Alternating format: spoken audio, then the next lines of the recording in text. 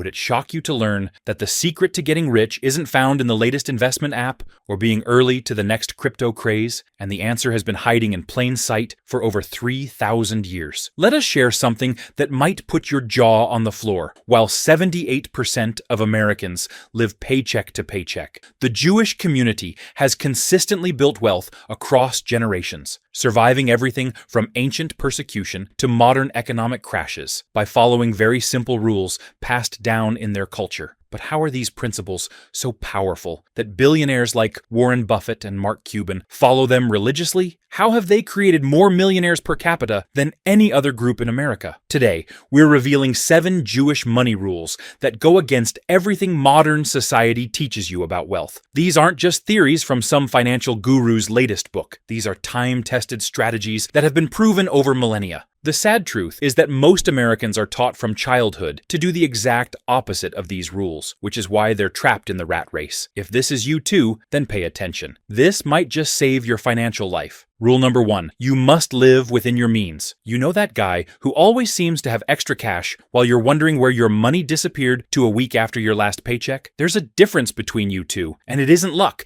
it's strategy. The Torah says, "Who is rich? He who is happy with his lot." This first rule completely flips conventional wisdom on its head. Instead of living above your means like everyone else, Jewish wisdom teaches gratitude and to live strategically below them. This isn't about becoming Ebenezer Scrooge. It's about becoming a financial general and commanding where every dollar goes. Warren Buffett, worth over $100 billion, still lives in the same house he bought in 1958 for $31,500. He could buy a mansion on the moon if he wanted, but he understands something most people are blind to. Showing off destroys wealth instead of building it. Here's the divine formula that will change everything for you. Live off 70 to 80% of your take-home income. That remaining 20 to 30%, think of that as sacred money that gets divided between savings, investments, and your emergency fund. And this is the most important part. Set aside that sacred money first, before you pay anyone else. We know what you're thinking. I can't do that. I don't make enough to save anything at all. We used to think so too. Then we tried a little experiment. Pull up your last 3 months of bank statements right now and highlight every non-essential expense. That daily coffee run, that's $180 monthly. Those streaming services you never watch, another $50. Those impulse purchases when you went out with your friends, add $200 more. It doesn't take long to discover hundreds of dollars being bled out of your wallet by dozens of small, unconscious decisions. The secret isn't in trying to live in a cave. It's spending consciously on your priorities while eliminating the financial leaks that are slowly killing you. When you live below your means,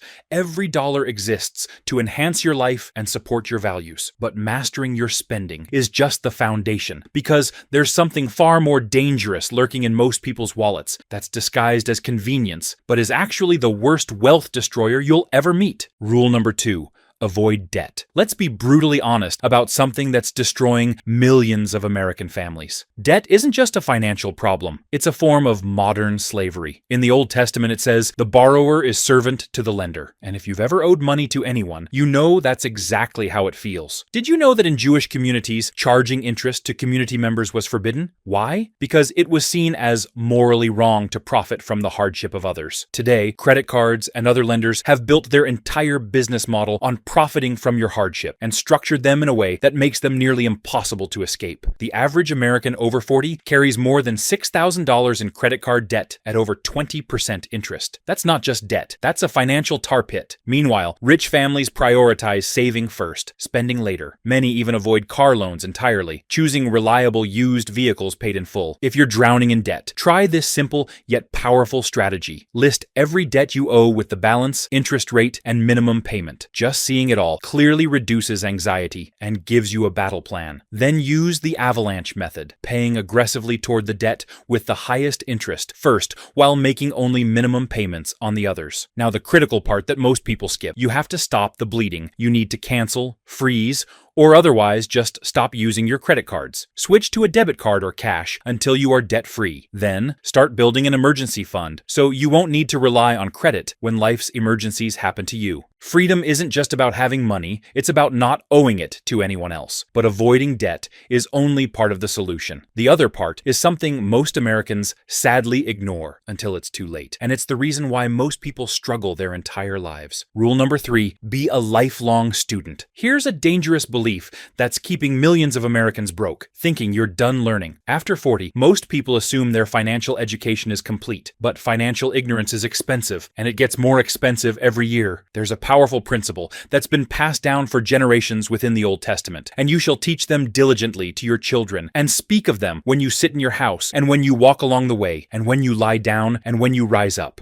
This isn't just about reading books. It's about developing an unshakable mindset that sees opportunity where others see obstacles. When Jewish immigrant families arrived in America in the early 1900s, they took whatever work they could find, often grueling and dangerous labor jobs. But they weren't satisfied with just scraping by. To ensure that their children had better lives, they made education paramount. And within 1 or 2 generations, many moved into law, medicine, finance, and business. Today, successful Jewish families continue to invest heavily in education, community engagement, and financial literacy. Here's the simple system we use: just 15 minutes daily of financial learning. Read books like Rich Dad, Poor Dad, or The Intelligent Investor. Listen to podcasts during your drive to work or when you exercise. Take courses online or from your local community college. Then take it to the next level by teaching what you learned. Share with friends, family, and those closest to you. Teaching reinforces your own learning and helps others grow with you. Try keeping a financial journal to document what you've learned and the breakthroughs you achieve. Knowledge is portable wealth, something no one can take from you. In times of uncertainty, it's the one investment that always grows. But knowledge without action is worthless. And the next rule shows you exactly where to put that knowledge to work in a way that's protected families for thousands of years. Rule number 4, balance your wealth. In the age before Wall Street, Jewish wise men were teaching this crucial principle: don't concentrate your wealth in only one asset. The original advice read, divide your money into 3 parts, 1 in land, 1 in business, and 1 kept in reserve. What does that mean for you today? You need strategic balance. Put some money into tangible assets like real estate, put some into business, and then hold some off the table so you can be ready for opportunities or emergencies. The 2008 financial crisis proved that having all assets in real estate could destroy a portfolio overnight. The dot-com crash showed the same for tech stocks, but families who followed this ancient wisdom had money set aside to capitalize on the market trouble and came out stronger when it was over. Here is what the rule can look like in the modern era: 1/3 in growth investments like stocks and index funds, 1/3 in stability like real estate or bonds, and the final third in liquid cash, kept in a high-yield account. If over 50% of your wealth is tied to one category, then you're over-concentrated and vulnerable. Start reallocating gradually. Test your portfolio by asking, if my biggest asset dropped 50% tomorrow, what kind of situation would I be in?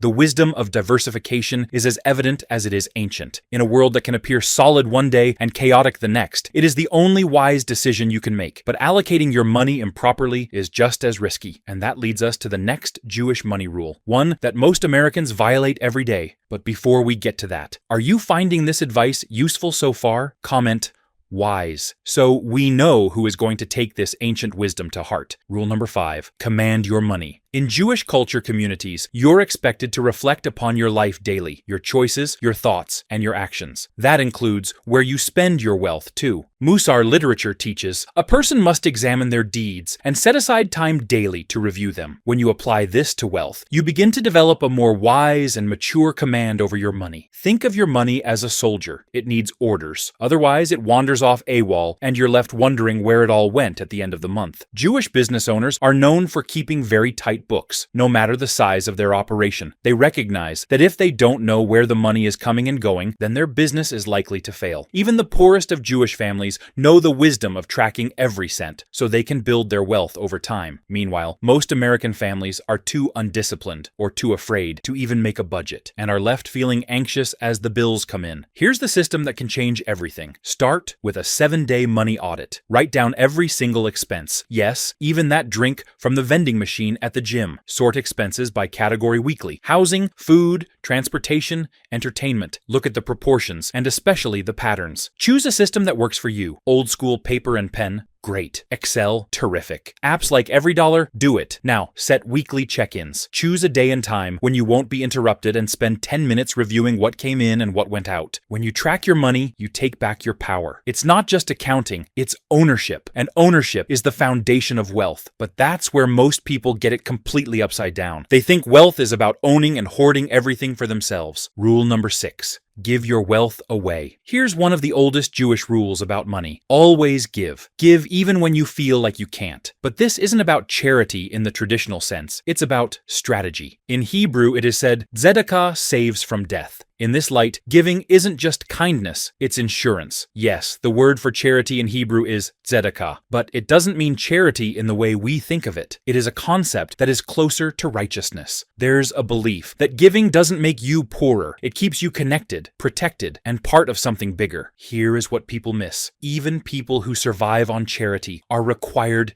to give charity themselves. Why? Because when you give to your family, community, or those in need, you create a network of support that you may one day depend on yourself. Traditional Jewish families raise children with a giving routine, like putting coins in a charity box every Friday before Shabbat. That way, when there is an emergency in the community, they can give help where needed. Most people, on the other hand, have the attitude that they'll give money away only after they're rich. But the wealth-building mindset says, just start now. Set a giving rule. Commit to 10% of your income, or start with 2 to 3% and build up. Make it routine by automating monthly donations to causes you believe in. Automating it is the key. You'll want to make your charitable donations before you pay your expenses. Every lesson society teaches you is about getting more, but Jewish wisdom teaches you to give more, even if it doesn't look like you will be getting anything in return. Because the wealth that matters most isn't just in your bank account. It's in your relationships, legacy, and community. But none of this matters if you don't prepare for what's coming next. Rule number 7. Winter is coming. Okay, technically, that one comes from Game of Thrones, but its wisdom is ancient. Have you ever asked yourself, what if something happened to me tomorrow? How would my family financially survive? Jews do not leave this to fate. They prepare. In the Old Testament, you will find the proverb, the wise see danger ahead and prepare. The fool keeps going and suffers for it. This means that it isn't enough to just get rich, but that you must protect your family's wealth against emergency and tragedy. And one of the simplest ways of doing this is by establishing a will and leaving copies with your spouse and a trusted family member. Jewish custom of long-term planning takes this lesson and dials it up to 11. In fact,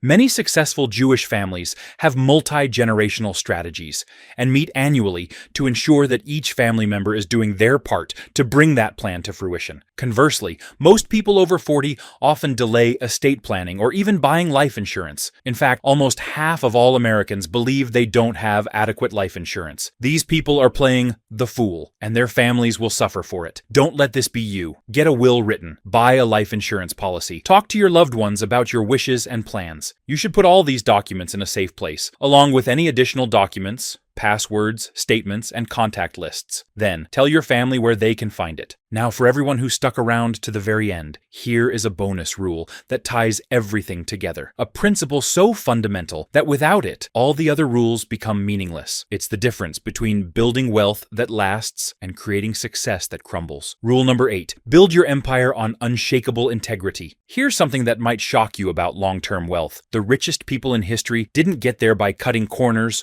or cheating customers. They built their fortunes on something far more valuable than money, their reputation. There's an ancient principle found in the Old Testament that's been the foundation of successful business for over 3,000 years. You shall not have in your bag different weights, a large and a small, a full and honest weight you shall have. This isn't just about marketplace scales. It's about the integrity that separates temporary success from generational wealth. What does this mean in today's world? It means you give exactly what you promise, every single time. You don't use different standards for different customers. You don't cut corners when no one's watching. You build your business like your reputation depends on it, because it does. Companies built on integrity don't just survive market crashes. They thrive during them. When customers lose trust in flashy competitors, they return to businesses they can rely on. When economic uncertainty hits, people want to work with companies that have proven their character over time. This isn't about being naive or leaving money on the table. It's about understanding that shortcuts in integrity are actually the longest path to real wealth. Every time you're tempted to oversell, underdeliver, or bend the truth, you're choosing short-term gain over long-term empire. The most successful business owners we know follow this simple test. Would I be proud if this decision was on the front page of the newspaper? If the answer is no, they don't do it. They've learned that their character is their most valuable asset because their reputation is their business card. Start applying this today. Keep every promise you make, even the small ones. Deliver more value than you charge for. Be transparent about your limitations. When you make a mistake, fix it quickly and completely. Build relationships based on trust, not just transactions. Remember, your reputation takes years to build and seconds to destroy. But when you choose integrity over shortcuts, you're not just building wealth, you're building a legacy that lasts. There you have it. These 8 rules, based in Jewish wisdom, have helped families build and preserve wealth for millennia. They've survived economic crashes, political upheaval, and social change because they're based on timeless, universal principles. Now that you know, the choice is yours. Keep doing what everyone else does and get the same broke results, or follow proven wisdom that's created wealth for thousands of years. Your financial future starts with your very next decision. We want to hear from you. Which of these 8 rules hit you the hardest? Which one are you going to implement first? Drop a comment below and let us know your game plan. If this video opened your eyes to what's possible, smash that like button and subscribe for more wealth building strategies that actually work. Your future self will thank you.